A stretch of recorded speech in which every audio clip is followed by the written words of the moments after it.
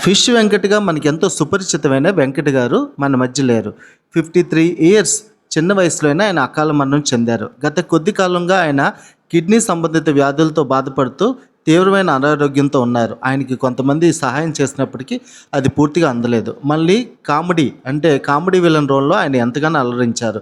ముఖ్యంగా 'అదుర్స్', 'బన్నీ', 'కింగ్', 'మిరపకాయ' ఇలాంటి సినిమాల్లో 'డీజే టిల్లు', 'దిల్', 'కందిరీగ' వీటిలో ఆయన ఎంతో అలరించారు. ఆయన యాక్ట్ చేసిన ఆ సినిమాలు ఆయన కామెడీ టైమింగు చాలా మనల్ని ఎప్పటికీ ఆయన గుర్తుంచుకున్నట్టు చేస్తాయి. చిరంజీవి గారు మరి కొంతమంది నటులు ఆయనకు సహాయం చేసినప్పటికీ పూర్తి సాయం ఆయనకు అందలేదని మనకి తెలుస్తుంది. ఇది ఒక విధంగా చిత్ర పరిశ్రమలోని డార్క్ సైడ్‌ని మనకు చూపిస్తుంది. చిన్న నటుల పట్ల లేదా ఫేడ్ అవుట్ అయిన నటుల పట్ల చిత్ర పరిశ్రమ చూపించే నిరాదరణ అనేది మనకి చాలా సార్లు గుర్తు చేస్తుంది. అంతేకాకుండా వాళ్ళ అంత్యక్రియలకు కూడా ఎవరు ముఖ్యమైన నటులు కానీ, కళాకారులు కానీ అటెండ్ అవ్వకపోవడం వారిలో ఉన్న డార్క్ సైడ్‌ని, సంకుచిత స్వభావాన్ని సూచిస్తుంది.